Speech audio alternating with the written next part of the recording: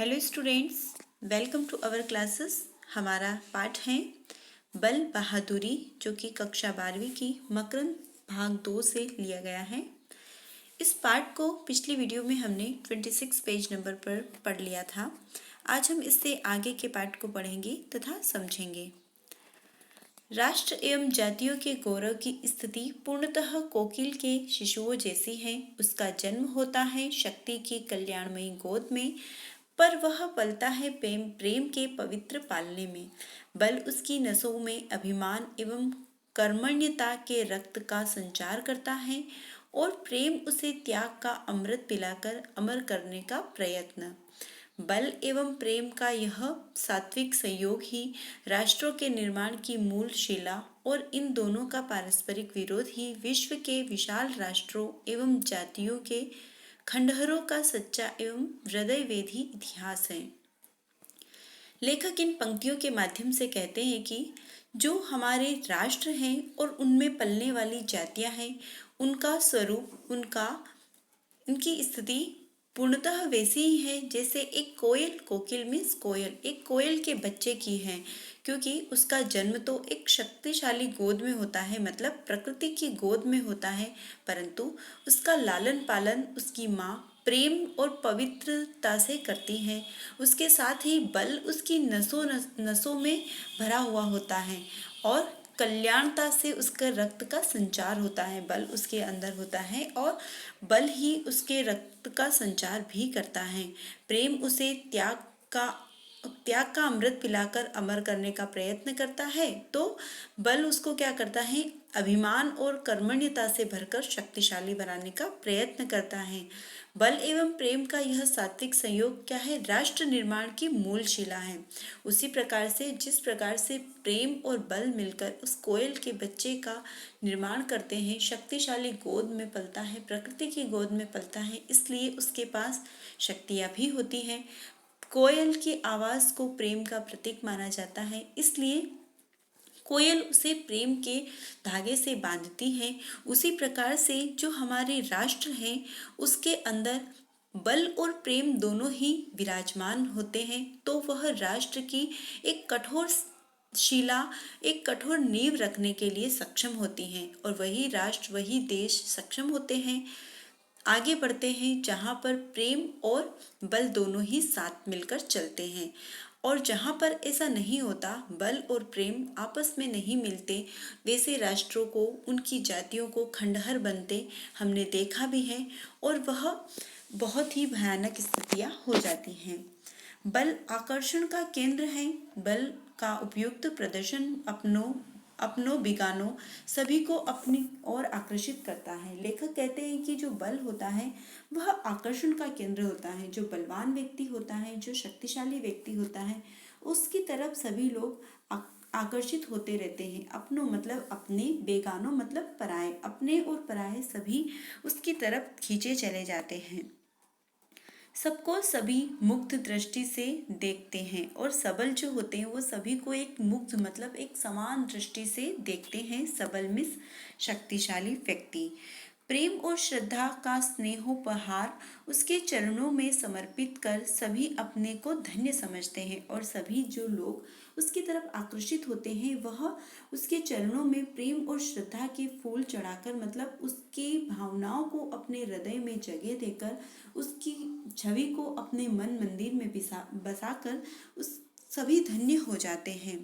पर वीर अपने प्रतिद्वंदी वीर के एक प्रशंसा वाक्य को जन साधारण के अतिशयोक्तिपूर्ण अनेक भाषणों से अधिक महत्व देता है।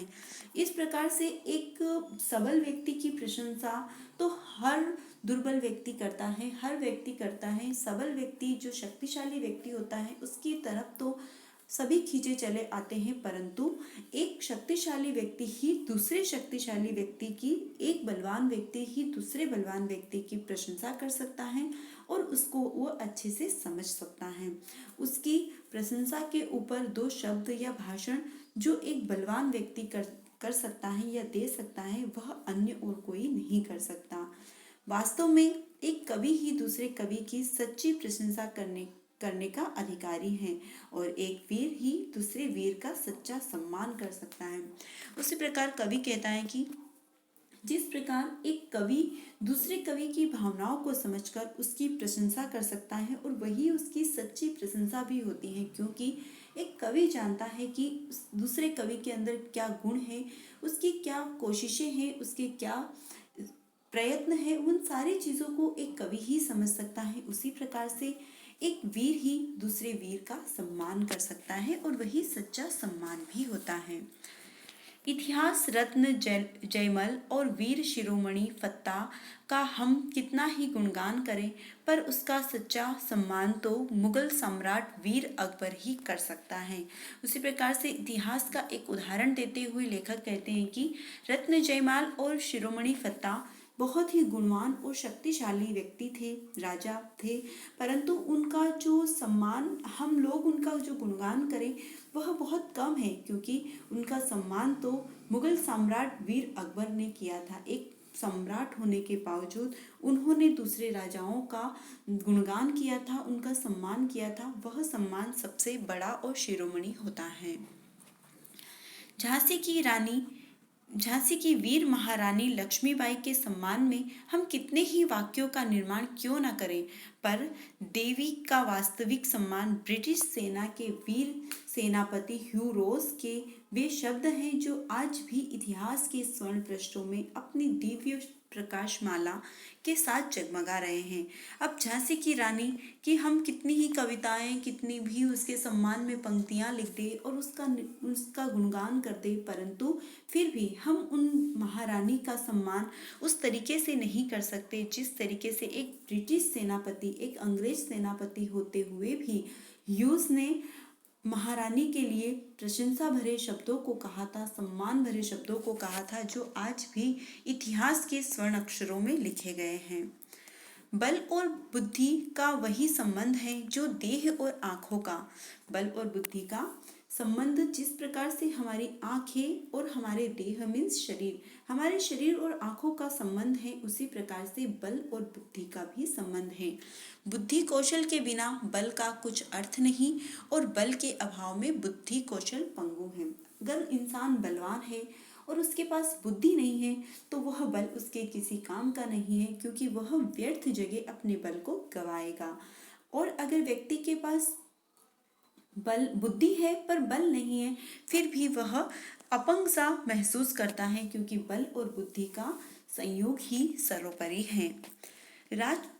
राजपूतों के पास बल था, ऐसा बल विश्व इतिहास के पृष्ठों में जिसकी कोई उपमा नहीं, पर पराजय के अतिरिक्त उन्हें क्या मिला। आगे लेखक कहते हैं कि राजपूतों के पास बहुत बल था। जब हमारे देश में राजपूतों का शासन था तब उनके पास बहुत बल था, परंतु शायद बुद्धि की थोड़ी कमी होने के कारण उनको हार का सामना करना पड़ा, क्योंकि वह अपनी बुद्धि का प्रयोग सही जगह नहीं करते थे। वे जहाँ लड़े सिंह की भांति लड़े। आगे लेखक कहते हैं कि जो राजपूत लोग थे जहाँ पर भी लड़े बहुत ही एक सिंह के भांति लड़े, बहुत गर्जना करके गए, चाहे वो शत्रु हो या मित्र हो। उन्होंने सबके साथ पूरी ईमानदारी के साथ युद्ध किया, परंतु उन्होंने यह नहीं सोचा कि हम अपनों के साथ युद्ध कर रहे हैं या परायों के साथ युद्ध कर रहे हैं, इसलिए उनको हार का सामना करना पड़ा। कल्पना के मोदक हमें कुछ काल के लिए आनंद के मधुर आवेश में भले ही भुला दे, पर हमारी शुभता की शांति नहीं हो सकती। कल्पना के मोदक, जो हम सोचते हैं, जो कल्पना करते हैं, जो विचार करते हैं, उसके लड्डू, मोदक मीन्स लड्डू, हमें थोड़े समय के लिए आनंदित जरूर कर सकते हैं, परंतु हमारी क्षुधा, भूख जो होती है उसको पूरी तरह से शांत नहीं कर सकते। शाहजहां का उत्तराधिकारी दारा 60,000 हाथियों से भी अधिक बलशाली था। उसका छोटा भाई औरंगजेब इसके आधे से भी कम, पर बुद्धि कौशल के प्रभाव में एक का अंतर इतना दयनीय था और कि पत्थर की पिसीज जाए, और दूसरा इसी के सहारे साम्राज्य का अधिवश्व बन चुका था। अब शाहजहां के उत्तराधिकारी जो दारा थे उसमें 60,000 हाथियों से अधिक बल था और उनका छोटा बेटा जो औरंगजेब था, उसके पास उसकी आधी भी शक्ति नहीं थी, आधी से भी कम शक्ति थी, परंतु औरंगजेब ने बुद्धि से काम लिया और दारा ने शक्ति से काम लिया। इसलिए एक का अंत तो इतना दयनीय हुआ कि उसकी स्थिति या उसकी कहानी सुनकर एक पत्थर भी पिस जाए, पत्थर भी गल जाए, परंतु दूसरे ने उसी के सहारे अपना साम्राज्य स्थापित कर लिया, मतलब अपनी बुद्धि के और बल के सहारे अपना साम्राज्य स्थापित कर लिया। बल के साथ बुद्धि का एकत्र संयोग सौभाग्यश्री का पुनीत है। अगर बल के साथ बुद्धि भी है तो यह बहुत ही अच्छा है। अपने सौभाग्य के साथ लक्ष्मी अपने साथ है, ऐसा प्रतीत होता है। जिस मनुष्य जाति का या राष्ट्र को महामाया का यह वरदान प्राप्त है, सफलता उसके सामने हाथ बांधे खड़ी रहने में अपने जीवन की चरितार्थता मानती है। और जिसको ही यह वरदान प्राप्त है, चाहे वो मनुष्य हो, जाति हो या कोई राष्ट्र हो, जिसको बुद्धि और बल का सौभाग्य श्री प्राप्त है, वहाँ पर जो सफलता होती है वह अपने हाथ बांधकर खड़ी रहने में अपने आप को गौरवान्वित महसूस करती हैं। विजय उसकी आंखों के एक सूक्ष्म संकेत पर नाचने में अपना गौरव अनुभव करती हैं और विजय उसकी आंखों के एक इशारे पर नाचने लग जाती हैं। यह संयोग सात्वश्री होने पर सौंदर्य एवं प्रेम से सम्मानित सम्मिलन सा मनोहर प्रकृति एवं पुरुष से सम्मिलित सा पुनीत और काव्य एवं संगीत से सम्मिलन सा अजय हो उठता है।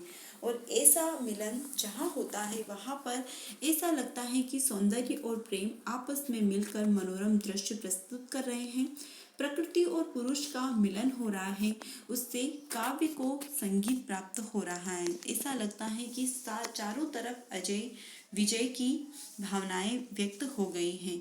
बल की चरम सीमा कहाँ है? अब लेखक आगे कहते हैं कि बल की कौन सी चरम सीमा है, कहाँ उसकी चरम सीमा है, इसका हम पता या अनुमान नहीं लगा सकते। आगे का पार्ट हम अगले वीडियो में पढ़ेंगे। तब तक के लिए थैंक यू।